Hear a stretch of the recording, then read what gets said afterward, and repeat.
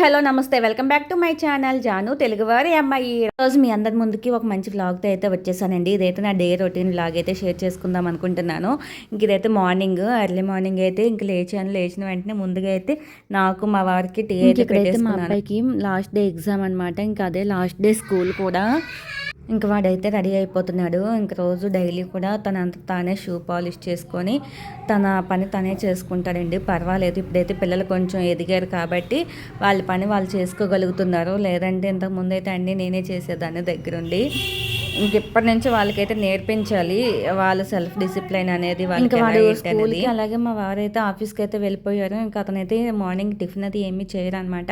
ఇంకా పిల్లలకైతే మార్నింగ్ మా పెద్దవాడు పాలు తాగేసి అయితే వెళ్ళిపోయాడు. ఇంకా వాడైతే ఎగ్జామ్ అయిపోయిన వెంటనే అయితే వచ్చేస్తాడు 11 o'clockకి. ఇంకా వచ్చిన తర్వాత అయితే ఇంకా చల్లగా పెరుగన్నం అయితే పెడదాంలే అని చెప్పేసి అయితే అనుకున్నాను. ఇంకా మా చిన్నవాడైతే ఇంకా నిద్ర లేవలేదండి. వాడైతే పడుకొనే ఉన్నాడు. ఇంక లోపైతే ఇంట్లో పని అంతా చేసుకుంటున్నా. మెయిన్గా కిచెన్లో నీట్గా ఉంటేనే ఇంట్లో ఆడవాళ్ళకైతే ప్రశాంతంగా అయితే ఉంటుంది. నాకైతే అలాగే అనిపిస్తుంది.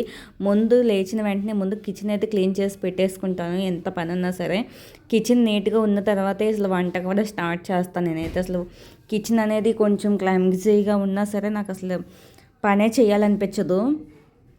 ముందు ఎంత పనైనా పక్కన పెట్టేసి కిచెన్ అయితే క్లీన్ చేసి పెట్టుకున్న తర్వాత అప్పుడు మిగతా పని అయితే స్టార్ట్ చేస్తాను. ఇంకా అప్పుడు తర్వాత వంట పని కూడా స్టార్ట్ చేస్తాను. ఇంకా ఒక్కసారి టైం ఉంటే కనుక ముందు రోజు నైట్ ఇవన్నీ చేసి పెట్టేసుకుంటానండి. లేవగానే ఇంకా కిచెన్లోకి రాగానే మనసు మైండ్ అలాగే రిలాక్స్గా ఉంటుంది, అలాగే ప్రశాంతంగా ఉంటుంది. టైం లేనప్పుడు మాత్రం ఇంకేం చేయలేము. మార్నింగే ఇంక లేచి అయితే ఇవి పనులన్నీ చేసుకుంటాను. ఇంక ఇది అయితే మాది రోడ్ సైడ్ ఇల్లు అండి. అందుకే కొంచెం నాయిస్ అయితే ఎక్కువగా ఉంటుంది. అందులోకి పిల్లలకి హాలిడేస్ కదా, ఇంకా వాళ్ళ అల్లరి వాళ్ళు ఆడుకునే బయట సౌండ్స్ అవి కూడా ఇందులో అయితే వచ్చేస్తున్నాయి. బ్యాక్ సైడ్ నాయిస్ లాగా అదైతే ఇగ్నోర్ చేసేయండి. ఇంక ఇక్కడైతే కిచెన్లో మొత్తం గ్యాస్ స్టవ్ అంతా తుడిచేసి పెట్టేసుకుంటున్నాను. మొత్తం తుడిచి పెట్టుకున్న తర్వాత ఇంక ఇంట్లో పని కూడా చేసేసుకుంటున్నాను. ఇంతకీ నా వీడియోస్ ఎలా ఉన్నాయి, నేను పెట్టే షార్ట్సే కాకుండా ఒకసారి లాంగ్ వీడియోస్ కూడా చూడండి. అలాగే నాకు కొంచెం మీ సపోర్ట్ అనేది ఇవ్వండి ఫ్రెండ్స్. ఈ ఇయర్ అయినా కొత్త సంవత్సరంలో అడుగు పెట్టాం కదా, మళ్ళీ కొత్తగా అయితే మళ్ళీ నేను ఛానల్ అనేది రీస్టార్ట్ చేశాను కాబట్టి ఈ ఇయర్ అయినా సరే నా ఛానల్ ఆగకుండా సక్సెస్ అవ్వాలి, ముందుకు వెళ్ళాలని అయితే మీ అందరి బ్లెస్సింగ్స్ అలాగే మీ సపోర్ట్ అనేది నాకు అందించండి. ఇంకా ఎవరైనా సబ్స్క్రైబ్ చేసుకోకపోయినట్లయితే మన ఛానల్ అనేది సబ్స్క్రైబ్ చేసుకొని నేను పెట్టిన వీడియోస్ కూడా అప్పుడప్పుడు చూస్తూ ఉండండి ఫ్రెండ్స్. అలాగే నా వీడియోస్ ఎలా ఉన్నాయి ఏంటి అనేది కింద కమెంట్ సెక్షన్లో కూడా కమెంట్ చేయండి. ఇంతకుముందు నేను లాంగ్ వీడియో అయితే పెట్టానండి. నేను ఇన్ని రోజులు ఎందుకు ఛానల్ ఆఫ్ చేశాను, అసలు దేనివల్ల కారణం ఏంటి, వాటి రీజన్స్ ఏంటి, అవన్నీ కూడా నేను ఒక వీడియోలో అయితే స్ట్రైట్గా కూర్చొని అయితే మీ ముందు మాట్లాడాను. ఆ వీడియో కూడా నేను అప్లోడ్ చేశాను. ఎవరైనా చూడకపోతే వెళ్ళి చూడండి, కొంతమందికైనా హెల్ప్ అవుతుంది. కొత్తగా ఛానల్ స్టార్ట్ చేసే వాళ్ళు ఎవరైనా ఉంటే కనుక ఆ వీడియోస్ కూడా చూస్తే మీకు ఎవరికైనా హెల్ప్ అయితే అవుతుంది.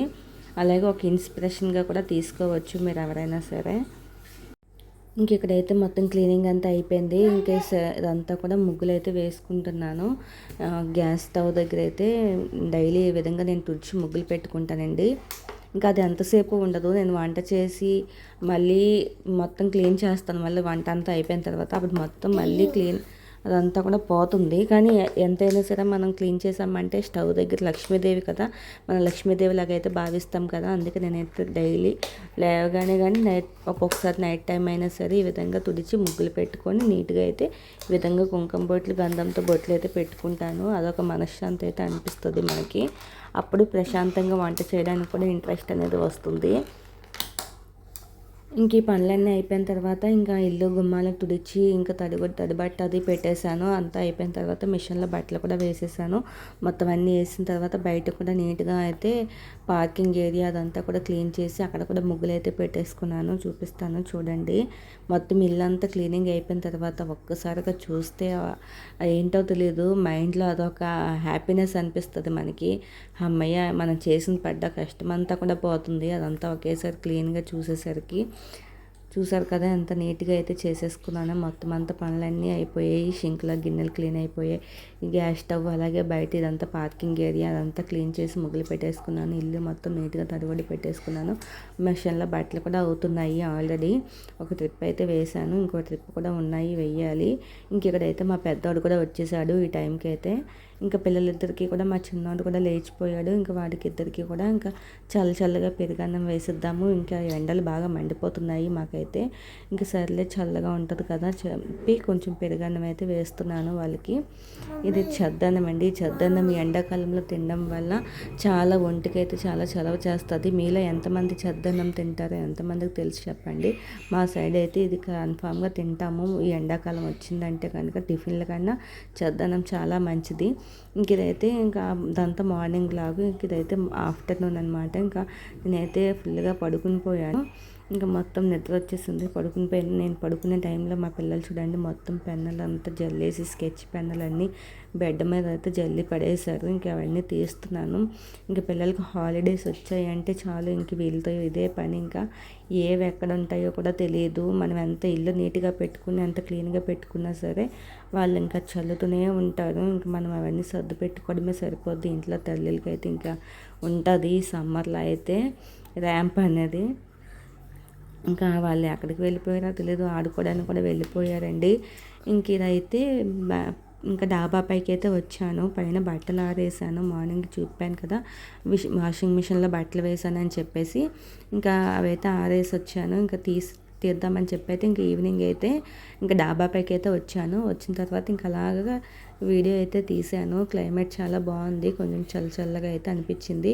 ఇదైతే అక్కడ చూపిస్తున్నాను కదా అది మా పార్కింగ్ ఏరియా అండి.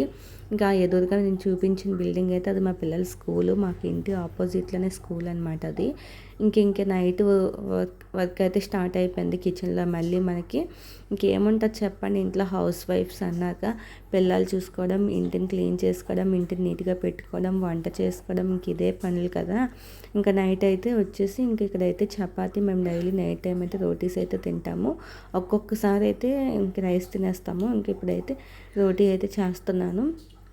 ఇంకా అలాగే ఒకవైపు అయితే కర్రీ కూడా పెట్టేసుకున్నాను. ఆ రోజు నేను టమాటా కర్రీ అయితే చేశాను అనమాట రోటీస్లోకి.